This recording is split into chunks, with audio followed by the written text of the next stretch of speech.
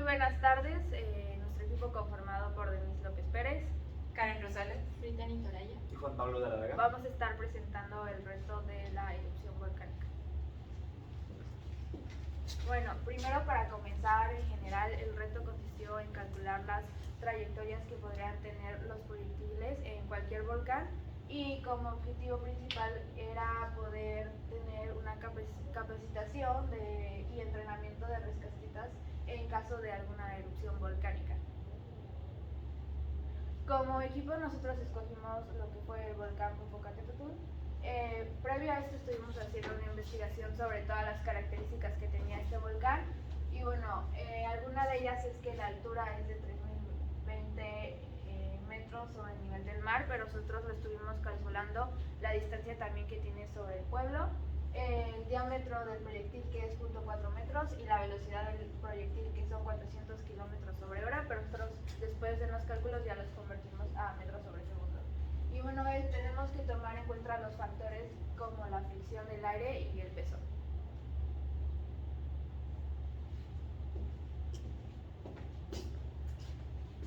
Y bueno, como parte de esta investigación también estuvimos trabajando con Excel. Prácticamente eran ecuaciones muy sencillas y solamente era introducir datos iniciales de lo que ya habíamos investigado, trabajarlo y generar gráficas. Y de esas gráficas generar su ecuación. Prácticamente como si no hubiéramos tomado ningún curso de física, esto es algo que cualquier persona haría y era como tener una base para saber cómo se vería ya nuestro reto una vez terminado.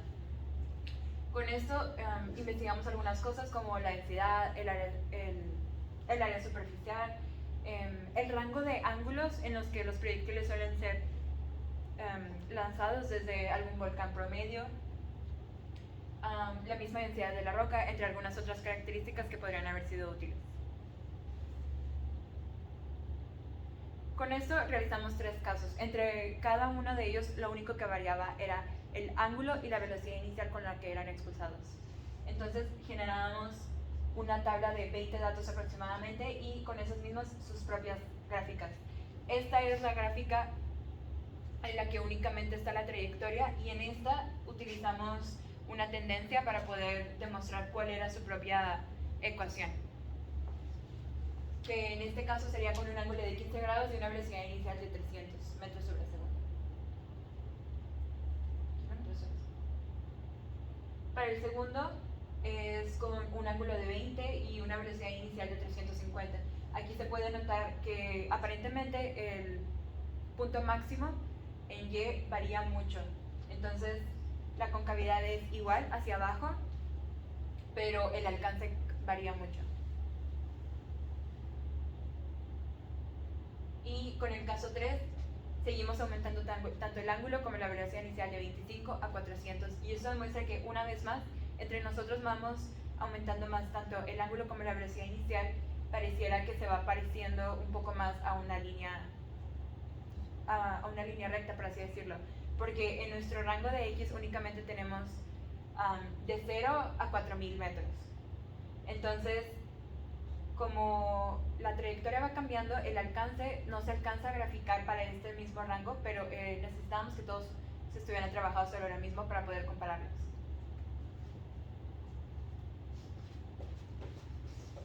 Y bueno, para el desarrollo de todos los cálculos estuvimos usando lo que es el método Euler, que consiste en sumar la posición anterior más la velocidad que esté en esos momentos por la diferencial del tiempo. Y bueno, para provocar el cambio en la variable y también la relación que existe entre lo que provoca el cambio y la variable. Bueno, para el caso 1 estuvimos graficando en la parte de cambio de velocidad en la posición de X y Y. Primero sacamos la relación entre la aceleración y la velocidad, que es esta ecuación, y después buscamos lo que es la aceleración constante, que es velocidad final menos velocidad inicial sobre tiempo. Después de esa ecuación nosotros despejamos la velocidad final y el tiempo lo sustituimos por la gravedad, que en este caso es menos 9.81. Y la ecuación que está hasta arriba es la ecuación que podemos usar para cualquier tiempo. Y volvemos a repetir estos pasos. Ahora en la posición en Y, en el punto 2, que es esta ecuación, y esta ecuación significa en cualquier punto. Después podemos obtener las posiciones en el eje Y y repetimos ahora con el punto 3 en cambio de X y volvemos a reescribir la ecuación. Y aquí estamos mostrando el caso 1, lo que hicimos en nuestra tabla de Excel. Puse de la posición 0 a 100, pero nosotros sabemos que a partir de la posición 310 empiezan a hacerse los valores negativos.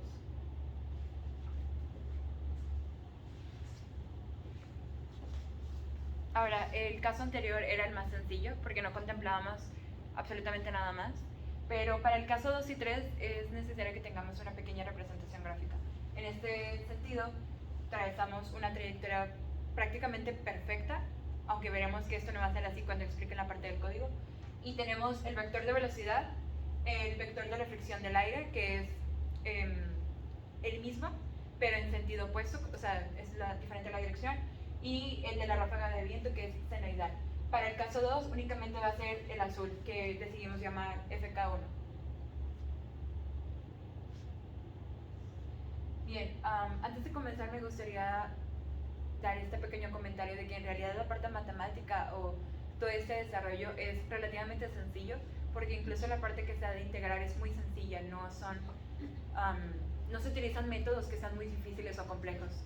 También solamente como estamos trabajando únicamente con variables y nosotros ya sabemos cuáles son las constantes y más o menos en qué rango van a estar las variables con las que estamos trabajando, también es muy sencillo. Entonces prácticamente lo complejo de esto es entender por qué estamos haciendo esto, es decir, cómo relacionamos nosotros la parte de la velocidad, la aceleración con las fuerzas de fricción y cómo esto iba a ir afectando, y sobre todo saber aplicarlo a una sola ecuación. En este sentido nosotros ya empezamos el curso con las leyes de Newton y nosotros utilizamos la segunda para el eje Y y para el eje X. En el gráfico anterior se mencionaba que estaba el vector de velocidad y el vector de la fricción 1, que es la fricción del aire. Entonces, en este sentido, en el eje X únicamente tenemos la fricción del aire, pero nosotros podemos complementarlo cuando ponemos que la fricción del aire que estuvimos investigando, que tiene una constante que llamamos menos v, por la velocidad en X, es igual a la masa por la aceleración. Sin embargo, nosotros sabemos que la aceleración es una derivada de la velocidad con respecto al tiempo, así que lo podemos escribir para poder utilizar una ecuación diferencial. Despejando para tener únicamente las constantes de un lado y las variables de otro y poder escribir la integral, tenemos que menos v menos la constante sobre la masa por el diferencial de tiempo es igual a la derivada de la velocidad sobre la velocidad.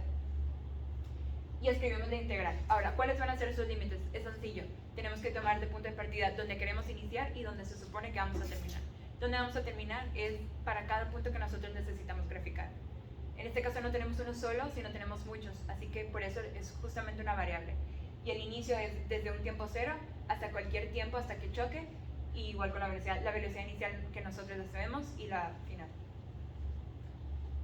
Integramos y tenemos que la velocidad final es igual a la velocidad inicial por e a la menos b por el tiempo sobre masa. Ahora, esto es lo que no es necesariamente lo que nosotros estamos buscando si nosotros queremos saber la posición. ¿Qué hacemos? Otra vez, sabemos que la velocidad en x es la derivada de la posición respecto al tiempo. Así que lo volvemos a escribir en esos términos para poder despejar, describir, tener una integral y resolver. Una vez hecho eso, que de forma simplificada en esta presentación, tenemos que la ecuación de x respecto al tiempo es la masa sobre la velocidad por la velocidad inicial en x por 1 menos e a la menos masa por el tiempo sobre la constante. Y nosotros conocemos que el vector de la velocidad no está sobre un eje horizontal, es decir, no tiene un ángulo de 0 grados. Sin embargo, sabemos que podría estar en el cuadrante 3, así que tenemos que reescribirlo a cómo podríamos obtener la velocidad inicial en x. Así que tenemos que en lugar de velocidad inicial es la velocidad inicial por el coseno del ángulo que estamos trabajando. Este mismo proceso se repite para el eje Y. Ahora lo que cambia es que tenemos dos factores más con los que estamos trabajando, por así decirlo. Es decir, ahora no solamente tenemos que contemplar esa fricción, pero actuando sobre el eje Y, sino también el peso, porque es una fuerza que, si bien no está dibujada al inicio, nosotros ya sabemos que es la masa por la gravedad. Trabajamos de la misma manera y todo lo demás es lo mismo, despejar e integrar.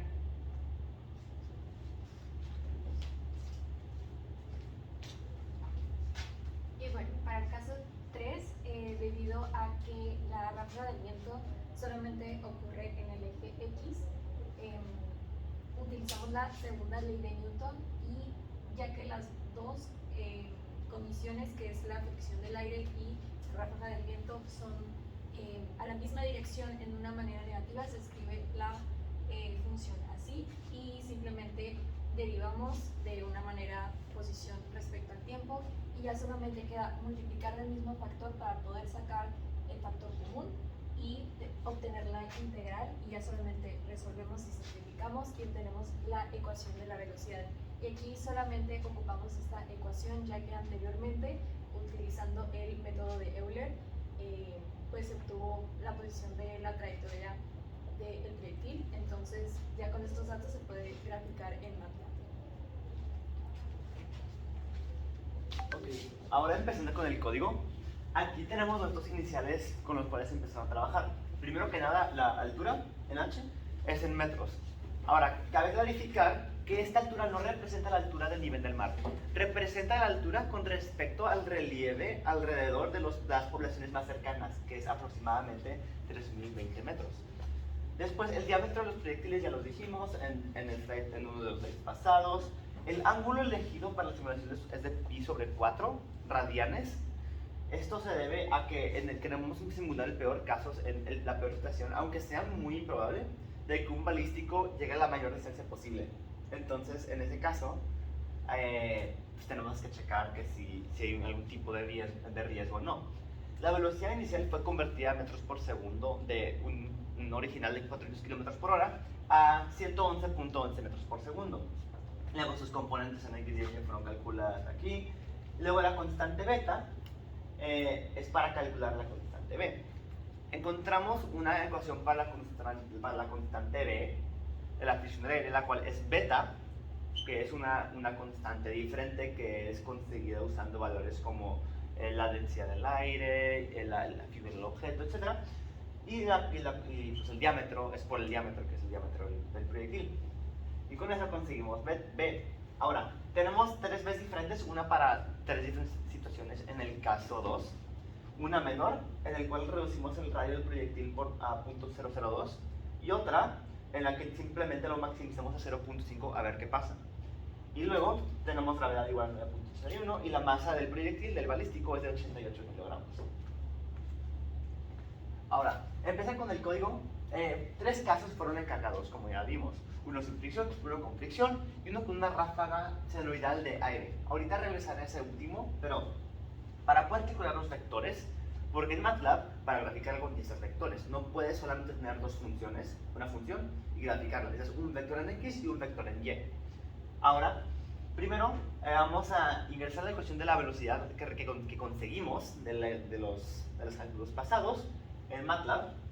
Luego usar otra ecuación de velocidad, pero esta vez para graficar, no para conseguir los datos, necesitamos para graficar las velocidades con respecto al tiempo. Y luego también calcular los vectores de posición en X y en Y para poder graficarlos usando el método de Euler. Ahora, aquí específicamente podemos ver estos pasos en acción. Hasta arriba tenemos un loop de 2 a 100. Primero que nada, empieza en 2, porque para que funcione el código tenemos que poner aquí, se puede ver que es la posición de i-1. En MATLAB, los índices de una matriz, de un vector, empiezan en el número 1. No es como Python que empieza en 0. Entonces, el loop no puede empezar en un i igual a 1, porque si empieza en un i igual a 1, no existe un ítem 0, de orden 0 en un vector. Entonces tiene que empezar en 2. Y conseguimos que la posición actual es igual a la posición pasada más la velocidad. En teoría, también debería haber la velocidad debería estar multiplicada por el diferencial de tiempo o delta t. pero como aquí estamos yendo por unidad de tiempo, que es un segundo cada diferencial, pues se simplifica uno, entonces no hay necesidad de escribir la multiplicación del delta t. Ahora, para conseguirla, en este caso, nos saltamos el paso de la componente de velocidad en x, ya que como es el caso sin fricción del aire, es constante, entonces no varía, y la definimos antes, en la anterior. Y luego la componente en y, en este caso es muy simple, ya que como la única fuerza actuando es la gravedad, va cayendo en un ritmo lineal, pues nomás le restas g cada vez y así se va actualizando. Ahora, aquí tenemos una condición. Si la posición en y es menor a 0, el loop, este comando break hace que el loop se acabe. Y si no, tenemos que t es igual a t, i. Ahora, ¿qué me refiero con esto de t, i? Estamos haciendo que el vector de tiempo que fue definido anteriormente siempre empieza como t 0, 1. Empieza en 0 y luego va 1. Y aquí agregando este 1, estamos cada vez que pase esta condición, se le va agregando un segundo al vector de tiempo. Y esto nos sirve para poder graficar las velocidades en x y en y, ya que al graficar los vectores tienen que ser del mismo tamaño. Ahora, aquí al final también podemos ver que esto es un buen de gráficas para poder graficar todo algo junto. La razón, ahorita voy a regresar a eso también, pero si continuamos con la siguiente diapositiva, tenemos los resultados de las gráficas. Aquí tenemos las posiciones de dos ráfagas senoidales con diferentes magnitudes, una de 50 newtons y una de 200 newtons, y aquí tenemos la velocidad en x de esta ráfaga y el modelo completo con todo junto de la situación. Ahora, de las trayectorias. Ahora, algo que darnos cuenta es que las especificaciones que nos dijeron con la ráfaga senoidal era que era una ráfaga de aire senoidal, o sea que consigue una gráfica senoidal con una amplitud que queramos escoger nosotros en newtons. El problema con esto que nos dimos cuenta es que una gráfica senoidal va de magnitud positiva y luego baja a magnitud negativa, luego sube otra vez a positiva y baja a negativa con un ritmo pues, igual, entonces eventualmente se iguala a 0. En esto visualmente se ve como que la ráfaga fuera del lado derecho por cierto tiempo y luego el lado izquierdo, luego el lado derecho, luego el lado izquierdo.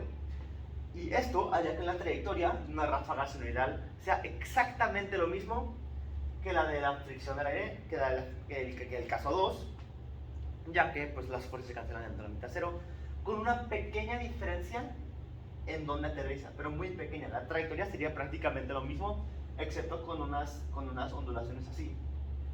Por ende, decidimos ajustar todo esto a que sea una ráfaga de aire constante que estuviera empujando al proyectil. Y aquí pues, se puede ver la diferencia de cómo va reduciéndose el alcance.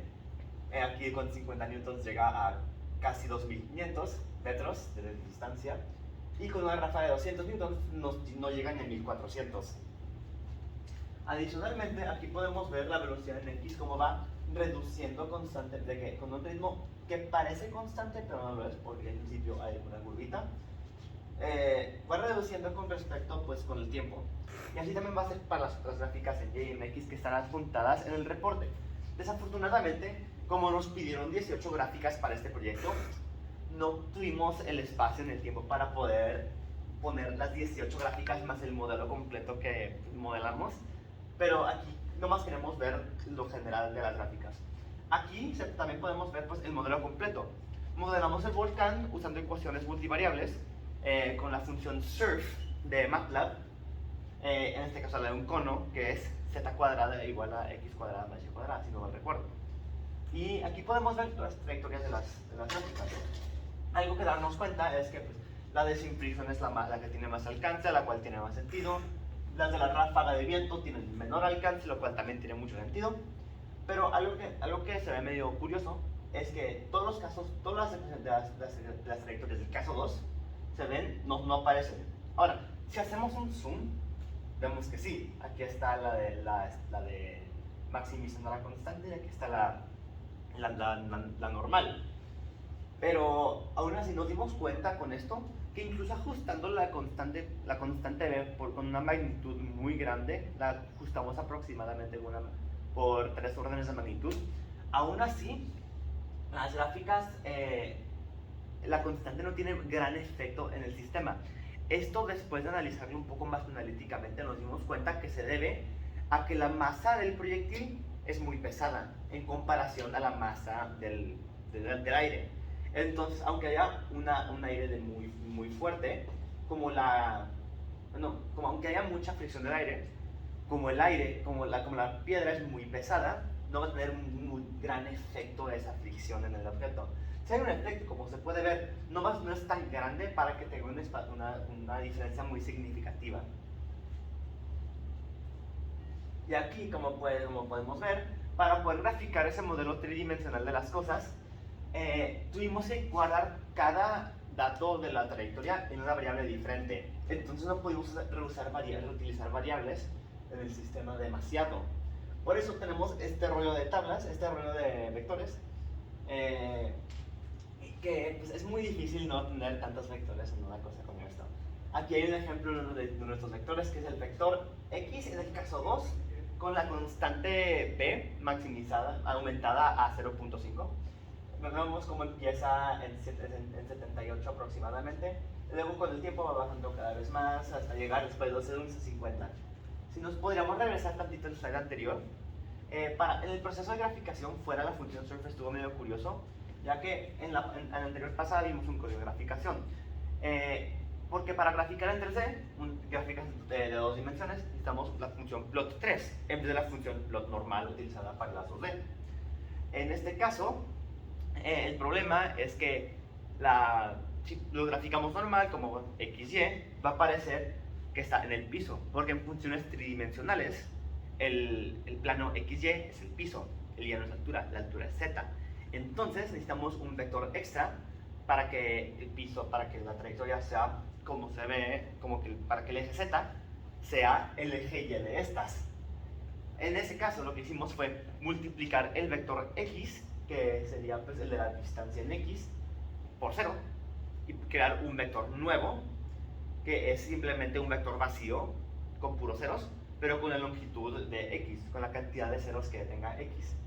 En ese caso sí lo podemos graficar y conseguir el modelo completo del volcán. Y pues aquí ya.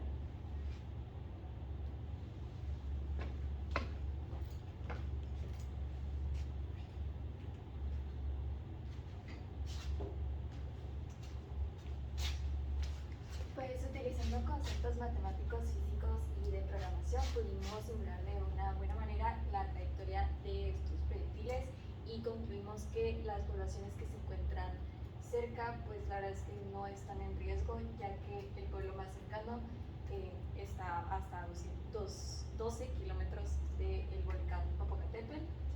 Lo único es que sí debería de haber precauciones sobre los gases que emite el volcán y también el flujo de la lava. Muchas gracias.